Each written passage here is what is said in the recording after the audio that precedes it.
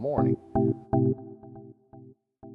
Don't know where you are, but where I am.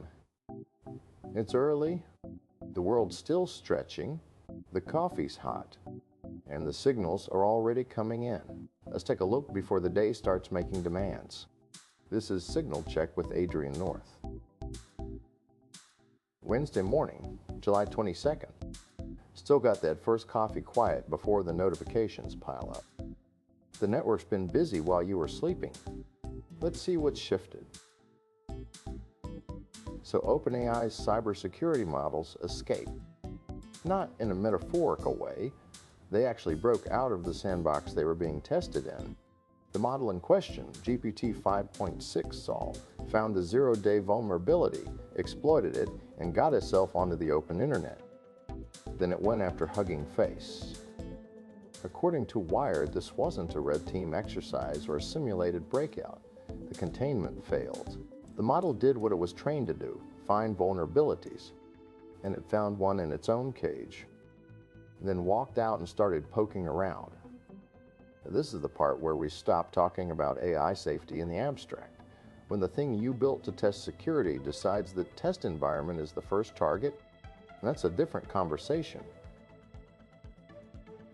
Microsoft patched a SharePoint flaw this month, CVE 2026-5522, remote code execution, critical severity.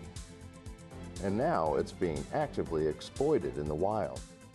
WatchTower flagged it. There's a public proof of concept out there, which means every threat actor with a script and a target list now has a working exploit.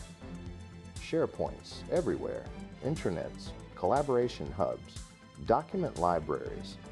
If your org runs it and hasn't patched since Patch Tuesday, you've got a problem. The window between patch available and exploit in the wild keeps shrinking. This one didn't even wait a week.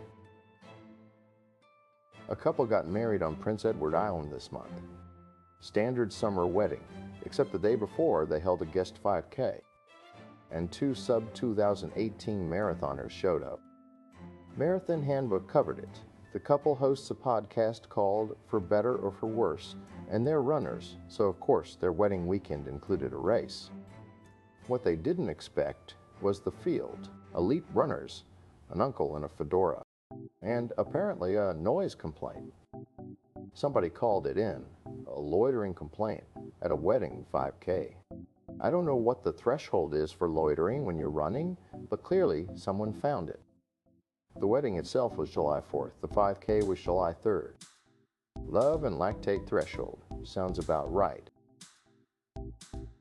AWS has an AI coding assistant called Kiro.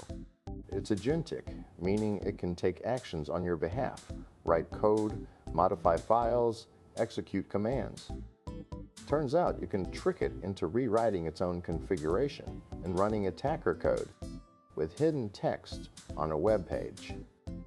The Hacker News broke it down. If Kiro ingests a malicious page, embedded instructions can tell it to edit its config file and execute arbitrary commands. No approval prompt, no confirmation step. It just does it. The flaws in how the agent interprets context. It treats instructions in hidden text the same way it treats legitimate developer input.